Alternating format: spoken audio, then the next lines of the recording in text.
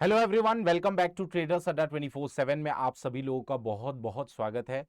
तो यहां पर आज के इस लेक्चर 4 में, जिसमें कि ऑप्शन ट्रेडिंग हम लोग सीख रहे हैं एकदम जीरो लेवल से, तो आज हम लोग सीखने वाले हैं कि टाइम फ्रेम क्या होना चाहिए। मतलब आप अगर ऑप्शन ट्रेडिंग स्टार्ट कर रहे हो तो आप किस टाइम फ्रेम में चार्ट्स को थोड़ा सा देखना स्टार्ट कर दो, और आपका सपोर्ट और रेजिस्टेंस कैसे बनता है। ये छोटी सी वीडियो में आपको एक अच्छी खासी नॉलेज यहां पर मिलने वाली है। जिन लोगों को कैंडल स्टिक से बड़ा डर लगता है, सपोर्ट नहीं बना सकते हैं, रेजिस्टेंस नहीं बना सकते हैं, उनके लिए ये वीडियो बहुत ही ज्यादा यूजफुल होने वाली है। तो सबसे पहले अगर हम लोग यहां पर टाइम फ्रेम की बात करें, तो अगर हम लोग टाइम फ्रेम की बात करें तो बेस्ट टाइम फ्रेम जो होता है वो 15 मिनट होता है फॉर बिगनर्स। अब देखिए 15 मिनट मैं क्यों कह रहा हूं, क्योंकि 15 मिनट में आपको अच्छे खासे नंबर ऑफ ट्रेड्स मिलते हैं और ज्यादा ट्रेड्स नहीं मिलते हैं। क्योंकि कई बार क्या होता है कि बहुत सारे लोग जो है 1 मिनट में या 5 मिनट में ट्रेडिंग करते हैं। वो लोग होते हैं या तो वो स्विंग ट्रेडिंग कर रहे हैं या तो वो प्रो लेवल के ट्रेडर्स हैं। क्योंकि देखिए अगर आप बहुत ज्यादा छोटे टाइम फ्रेम में जाएंगे तो आपको नंबर ऑफ ट्रेड्स ज्यादा मिलेंगे, जिसकी वजह से आप ओवर ट्रेडिंग डेफिनेटली कर देंगे। तो सबसे बेस्ट टाइम फ्रेम होता है जहां पर 15 मिनट, और 15 मिनट में आपको एक्चुअल में सारे अच्छे अच्छे ट्रेड्स जो है वो मिलते रहते हैं। तो इसीलिए आप सभी लोग जो है फिलहाल के लिए आपका जो बिगनर सीरीज है, इसीलिए यहां पे टाइम फ्रेम जो है 15 मिनट आपका बेस्ट टाइम फ्रेम रहने वाला है। ठीक है, तो जब भी आप चार्ट्स को देखना स्टार्ट करें तो टाइम फ्रेम आपका 15 मिनट रहने वाला है। अब देखते हैं हम लोग कि सपोर्ट और रेजिस्टेंस किस तरीके से बनाया जाता है। सबसे पहले यह बात समझ लीजिएगा कि अगर आप मार्केट में ऊपर की साइड कोई भी यू टर्न बन रहा है, ठीक है। अब जैसे यू टर्न की बात मैं कर रहा हूं तो यू टर्न को थोड़ा सा यहां पे मैं चार्ट्स पे ले जाके आपको समझाता हूं। देखिए अगर आप देख रहे होंगे तो यहां से मार्केट इस तरीके से गया गया गया और यहां से एक यू टर्न लिया उसने, ठीक है। तो ये जो यू टर्न होगा ये हमारा जो ऊपर की साइड में बनेगा, ठीक है, ऊपर की साइड में यानी उल्टा यू जो बनेगा, यहां पर इस पॉइंट को हम लोग रेजिस्टेंस बोलेंगे। राइट, सिंपली हम इस पॉइंट को रेजिस्टेंस बोलेंगे जहां से मार्केट जो है वो कहां यू टर्न हो गया। ठीक है, अच्छा कभी भी जब आप सपोर्ट या रेजिस्टेंस बना रहे हैं तो आप हमेशा विक को ना पकड़ के उसकी बॉडी को पकड़कर बनाएं। ठीक है, हमेशा ये याद रखें कि ये जो बॉडी है यहां से आप जो है हमेशा सपोर्ट या रेजिस्टेंस बनाए।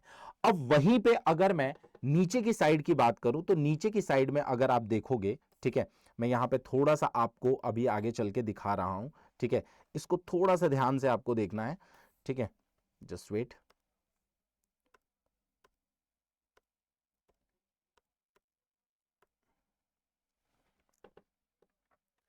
अभी देखिएगा, अब यहां पे हम लोग थोड़ा चार्ट्स को आगे करते हैं और ये देखिए यहां पर एक नीचे की तरफ इस साइड भी यू टर्न बन रहा है। ठीक है, तो नीचे की साइड जो यू बनता है उसको हम लोग सपोर्ट का नाम देंगे। क्लियर है ये चीज? तो सबसे पहले तो ये समझिएगा कि सपोर्ट नीचे की साइड बनता है और रेजिस्टेंस हमेशा ऊपर की साइड बनता है। ठीक है, अब मैक्सिमम लोग क्या करते हैं, जैसे क्या करते हैं कि जैसे ही रेजिस्टेंस के पास आता है, जैसे मान लीजिए यहां पर आपका मार्केट यहां पर आया, ठीक है।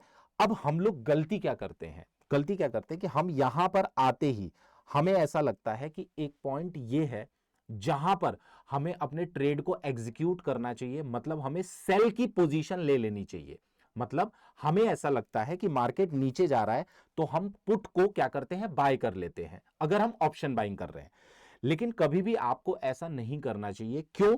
क्योंकि कभी भी याद रखनी है कि सपोर्ट और रेजिस्टेंस को मार्केट हमेशा रिस्पेक्ट करता है। अब रिस्पेक्ट करने का मतलब क्या है कि अगर आपका मार्केट यहां पर आया और यहां तक आने के बाद अगर वो इस पॉइंट के बाद नीचे गिरता है, फॉर एन एग्जाम्पल, जैसे मैंने यहां पर आपको एक एग्जाम्पल से समझाता हूं। ठीक है, जैसे मान लीजिए कि मार्केट जो है आपका कंटिन्यूसली यहां पर आया, ठीक है, अभी मार्केट आपका यहां पर आया, ठीक है, फिर यहां से ऊपर गया, मैं एग्जाम्पल के तौर पे बता रहा हूं। उसके बाद हो सकता है कि मार्केट दोबारा से इस पॉइंट पर आए। ठीक है, अब देखिए यहां पे हमने क्या किया, सपोर्ट ड्रॉ कर लिया, यहां पर हमने सपोर्ट ड्रॉ कर लिया। अब हमने क्या किया कि सपोर्ट अगर जैसे ही ब्रेक होगा तो मार्केट नीचे की तरफ चला जाएगा। ठीक है, यह हमें पता है। अब यहां से आपको कभी भी ये इस पॉइंट पर आपको ट्रेड नहीं लेना होता है, कभी भी नहीं लेना होता है। ठीक है, अब ये ट्रेड कैसे लेंगे, देखो अब यहां से दो पॉसिबिलिटीज बनती है, हमेशा याद रखिएगा। दो पॉसिबिलिटी क्या बनती है कि यहां से एक ग्रीन कैंडल बना के मार्केट दोबारा से इस सपोर्ट को रिस्पेक्ट करते हुए ऊपर चला जाएगा, यह हो सकता है। दूसरा क्या बनता है पॉसिबिलिटी कि मार्केट यहां से नीचे आएगा। अब जैसे ही मार्केट थोड़ा सा यहां से नीचे आता है तो हम लोग क्या करते हैं, हमें ऐसा फियर हो जाता है कि मार्केट जो है कहीं हमारे हाथ से ना निकल जाए, हम उसको एग्जीक्यूट कर देते हैं, मतलब पुट को बाय कर लेते हैं अगर हम ऑप्शन बायर हैं तो। तब भी आपको मैं बता दूं कि यहां पर आपको ऐसा नहीं करना चाहिए। आपको हमेशा, मैंने अभी बोला कि सपोर्ट को क्या करेगा, रिस्पेक्ट करेगा, और रिस्पेक्ट करने का मतलब ये होता है कि मार्केट यहां पे आने के बाद दोबारा से जब इस पॉइंट से वापस रिटर्न लेगा तो यहां पर हम लोग जो है अपनी पोजीशन जो है बनाते हैं।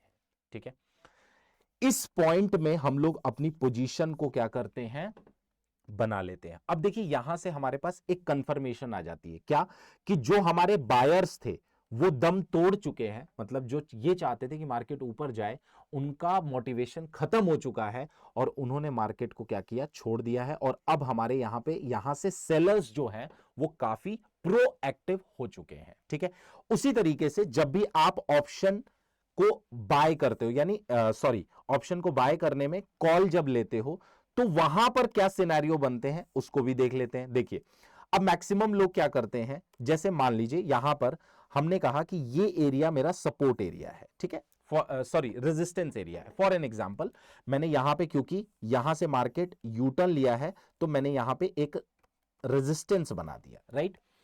अब मैक्सिमम लोग क्या करते हैं कि आप देखोगे कि यहां से मार्केट यहां पर आया और आप देख सकते हो कि इस सपोर्ट, इस रेजिस्टेंस को मार्केट ने एक बार, दो बार, तीन बार, चार बार रिस्पेक्ट किया।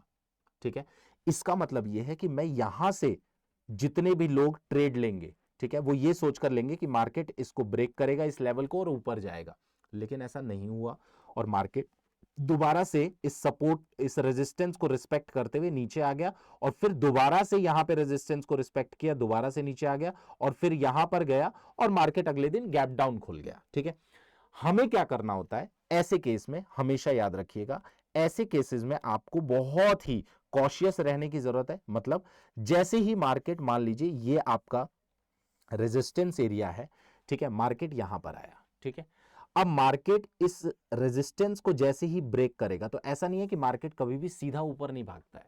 ठीक है, हमेशा याद रखिएगा कि मार्केट आपको एंट्री के लिए हमेशा टाइम देगा और एक अच्छा स्टॉप लॉस मिलने पे आप एंट्री लेंगे तो हमेशा आपका जो रेशियो होगा, रिस्क टू रिवॉर्ड होगा, वो बहुत ही अच्छा होगा। तो मार्केट क्या करता है, यहां से ऐसे ना जाके मार्केट यहां से ऐसे जाएगा, उसके बाद दोबारा से जब यहां पर एक सपोर्ट बना देगा, मतलब ये रेजिस्टेंस कन्वर्ट इनटू सपोर्ट, तब यहां पर हम लोग जो है अपना ट्रेड एग्जीक्यूट करते हैं और एक अच्छी पोजीशन जो है हम बनाते हैं।